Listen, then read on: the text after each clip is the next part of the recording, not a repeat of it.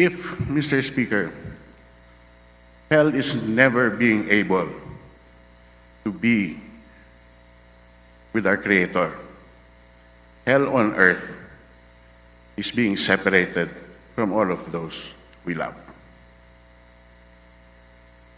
Kong Arnie, take the lifeline. Please come home. Thank you, Mr. Speaker. Thank you, Congressman Jack Duavit, for that explanation of the vote. Mr. Speaker, in the interest of the people of the 3rd District of Negros Oriental, and in view of the adoption of the findings and recommendations contained in the report of the Committee on Ethics, I move that we designate the Honorable Speaker Ferdinand Martin G. Romualdez as the legislative caretaker of the 3rd District of Negros Oriental, starting today, May 31, 2023, until July 30, 2023. So moved, Mr. Speaker. Is there any objection? The chair is none. The motion is approved. Majority Leader. And in line with this adoption, the recommendations of the Committee on Ethics and Privileges, the Secretary General is directed to furnish the appropriate agencies a copy of a committee report number 660. Majority Leader. Mr. Speaker, I move that we recognize Congressman Duavit. Congressman Duavit Jack Duavit is now recognized. Thank you, Mr. Speaker. My dear colleagues here present and not present abroad, I would just like to explain my vote. My vote in the affirmative, Mr. Speaker, is not just a vote that reflects an administrative action of our institution. Sadly, it is far more than that. In discussion B of the committee report, it says that the act of Representative Teves of seeking political asylum shows his intention to abandon his duties as House member and causes discredit to the House of Representatives and the Philippine government. Mr. Speaker, if I may be allowed, maybe others here are not familiar with the concept of political asylum, but basically in the United Nations, then or all over the world, by definition, when you apply for refugee status, when you apply for political asylum, you are making the accusation that your country does A, not have the capability to offer protection for those persecuted, or that your own country is unwilling to provide protection for the persecuted. But worst of all, it also may also imply that your very own country, your very own government, is the perpetrator of such persecution. These are accusations that are so grave that in the over 100 years of our Republic's existence, from the first Congress to today's Congress, the possibility of such a thing even happening has never been considered.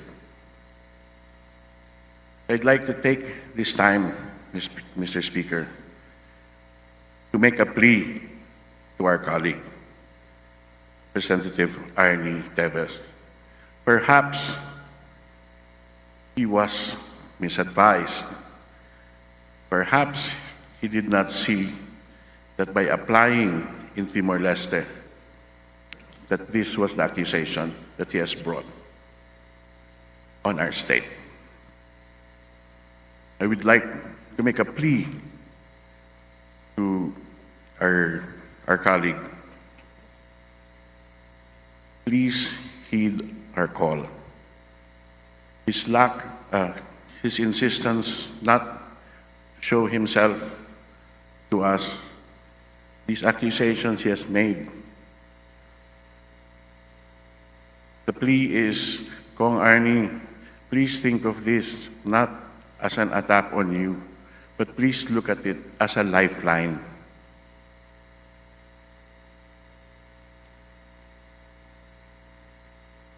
This can be cured if you did not mean to besmirch our state, if you did not mean to do any harm to our house. All of this can be cured by just coming home. We are asking you to have trust and faith in us, your peers.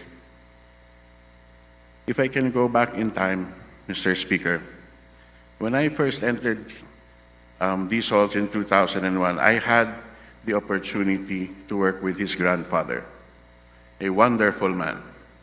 At the time, he was maybe 81 or 82 years old. Towards the end of the 12th Congress, maybe 84 or 85. His body racked by the ravages of time, but still very bright, always dedicated, always present. He was a legend, legendary octogenarian, just like others like Manong Pablo from Cebu or Manong Rudy from Isabela. He took the time to teach us and show us the ropes, bringing us wisdom and regaling us with their stories. Mr. Speaker, in 2007, right by the entrance of the North Wing. South Wing. North. South Wing. Huh? South Wing. South Wing, I'm sorry. We lost one of our members to a bomb blast. A few weeks later, the list of suspects were published. In fairness to all of those that were on the list of publics that were members of this House, they continued to come to work. They had faith in our institution. They had faith that we would not forget that we must presume innocence until final judgment. Please, Kong Arnie, your brother was a victim of that blast. I sat with him 4 years, his hands disfigured, covered in gauze. Wala pa pong COVID. Siya ata ang nagpauso na mag-handshake na gamit ang siko. Dahil sunog po. If, Mr. Speaker, hell is never being able to be with our Creator, hell on earth is being separated from all of those we love. Kong Arnie, take the lifeline. Please come home. Thank you, Mr. Speaker. Thank you, Congressman Jack Duavit, for that explanation of the vote.